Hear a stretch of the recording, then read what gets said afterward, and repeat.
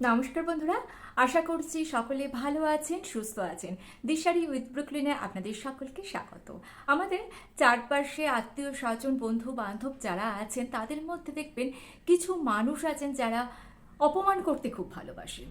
এটা কথাটা শুনতে খুব খারাপ লাগলেও এটা কিন্তু সত্যি কথা। বলুন আমার কথাটা সত্যি কিনা? সবার জীবনে এরকম কিছু মানুষ আছে, যে পরিচিত জনেদের মধ্যে কিছু কিছু মানুষ আছেন যারা অন্যকে অপমান করে ভীষণ শান্তি পায়। দেখুন, আপনি অপমানিত হতে পারেন দুটো কারণে।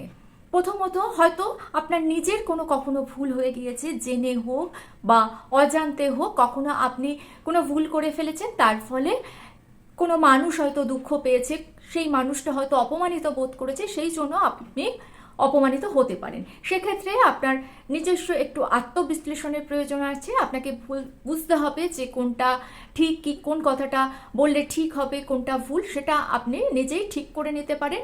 আর মানুষ মাত্রই ভুল হয়, সেক্ষেত্রে যদি আপনি ভুলটা নিজে শুধরে নেন সেক্ষেত্রে কিন্তু কোনো সমস্যা নেই, কারণ ভুল মানুষ মাত্রই হয়।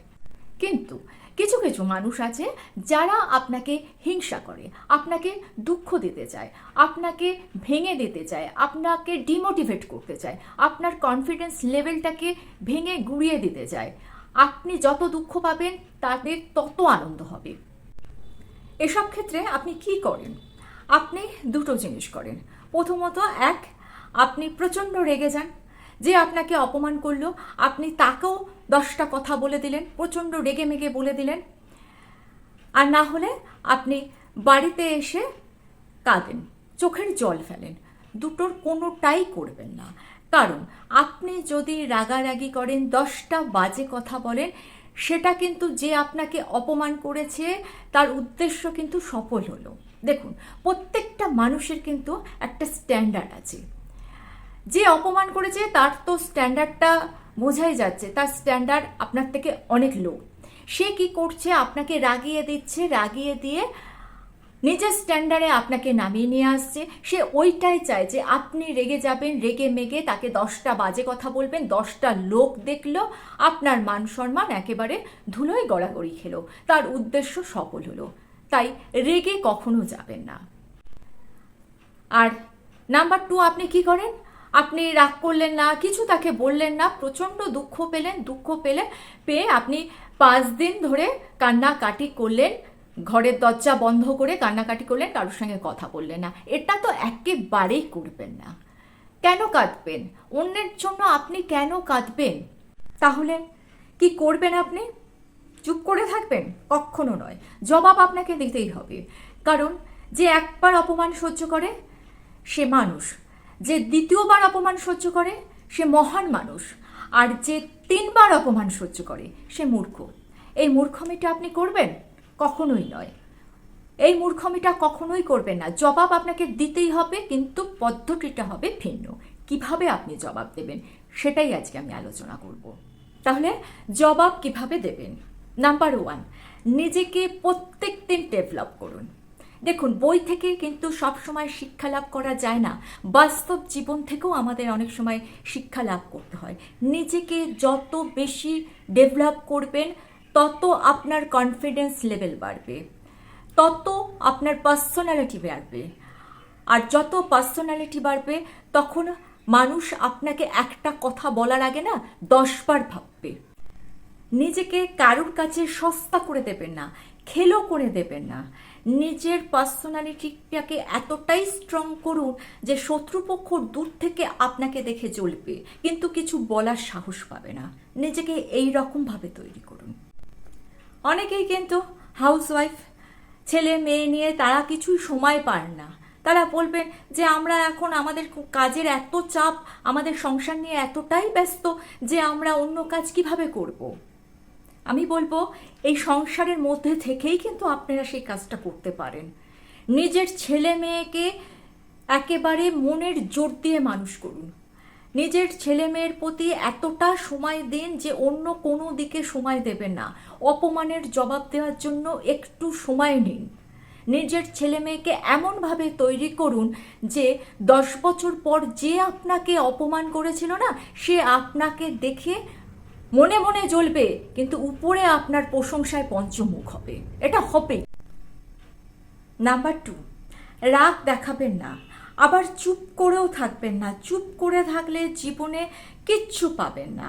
আপনার নিজের লোকেরা আপনাকে পিষে পিষে মারবে। কিছু মানুষ আছে দেখবেন, মিথ্যে অপবাদ দিয়ে আপনাকে অপমান করে চলে গেল। এক্ষেত্রে যদি আপনি চুপ করে থাকেন তাহলে আপনি নিজের জ্বালায় নিজে জ্বলবেন। আবার চিৎকারও করবেন না। চিৎকার করলে আপনি তাকে ওই আপনার প্রতিপক্ষ স্ট্যান্ডার্ডে নামিয়ে ফেলেন। তাহলে কি করবেন? সত্যের পথে থেকে নিজের পক্ষের উকিল আপনি নিজেই হন। কিভাবে আমি একটু ক্লিয়ার করে বলি। এই সব লোকেরা অর্থাৎ মিথ্যে অপবাদ দিয়ে যারা আপনাকে অপমান করছে, তারা দেখবেন তারা আরও 8-10টা লোকের সামনে আপনাকে অপমান করছে। আপনাকে একা একা এসে অপমান করছে না, কারণ তার উদ্দেশ্যই হচ্ছে সবার সামনে আপনাকে অপমান করবে, সবার সামনে আপনাকে ছোট করবে। আর যারা দেখছে তারা শুধু মজাটা নেবে। তাহলে আপনি কি করবেন? আপনি চিৎকার চেঁচামেচি করবেন না। যে বলছে তাকে বলতে দিন, সেই চেঁচা রাগারাগি করে চেঁচামেচি করে বলতে দিন তাকে। বলার পর আপনি আপনার বক্তব্যটা পেশ করবেন। দেখুন, হয়তো একটা কথা মানুষ এক এক সময় বলে, কিন্তু সেটা পরিস্থিতি অনুযায়ী মানুষ বলে। অনেক মানুষ আছে শুধু সেই কথাটুকু বলল, কিন্তু কোন পরিস্থিতিতে এই প্রসঙ্গটা উঠেছে এবং কোন পরিস্থিতিতে সেই মানুষটা এই কথাটা বলতে বাধ্য হয়েছে সেটা কিন্তু বলল না। আপনাকে ফাঁসানোর জন্য শুধু আপনার মুখের কথাটাকে চালাকি করে ব্যবহার করলো, আপনাকে ব্ল্যাকমেল করলো। এগুলো মেনে নেবেন না।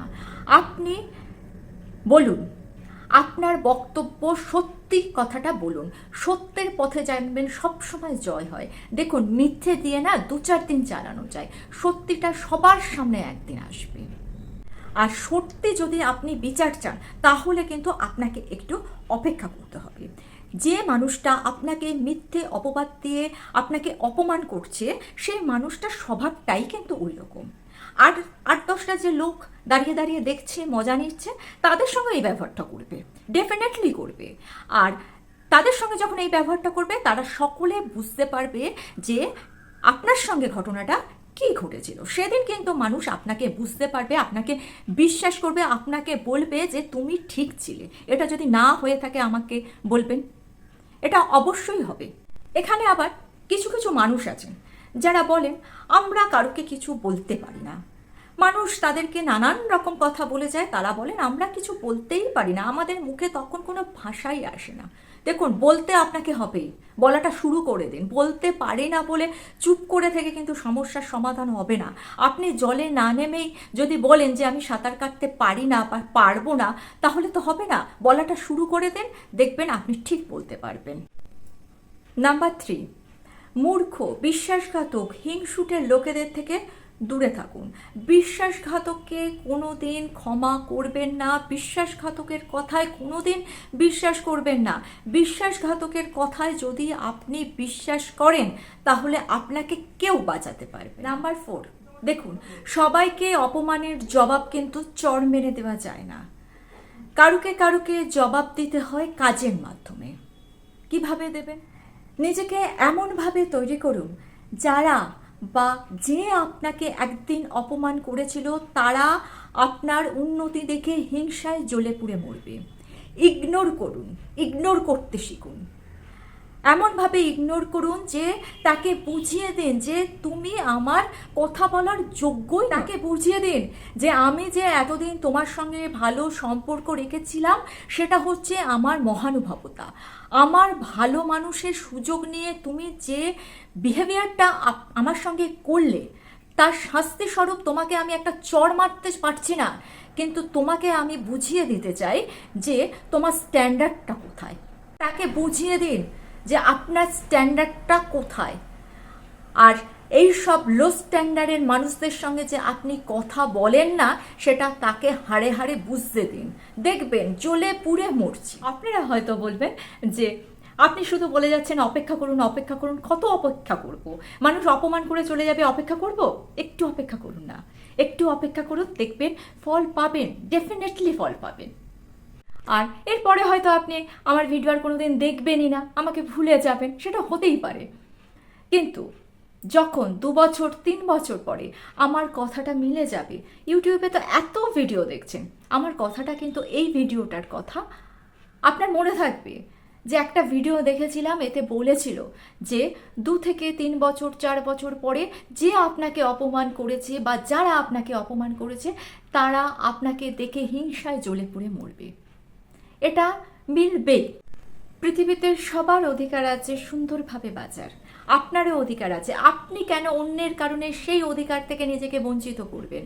নিজেকে সুন্দরভাবে গড়ে তুলুন আর একটু অপেক্ষা করুন, আপনার প্রতি হওয়া অন্যায়ের বিচার আপনি পাবেন। আর আমার ভিডিওটা ভালো লেগে থাকলে ছোট্ট করে একটা লাইক করে দেবেন, চ্যানেলটাকে সাবস্ক্রাইব করে নিয়ে পাশে থাকা বেল আইকনটা প্রেস করে দিয়ে অল অপশনটা ক্লিক করে দেবেন, তাহলে যখনই নতুন কোনো ভিডিও আপলোড করব তার নোটিফিকেশন আপনাদের কাছে পৌঁছে যাবে। আজকে তাহলে এই পর্যন্ত, ভালো থাকবেন, সুস্থ থাকবেন।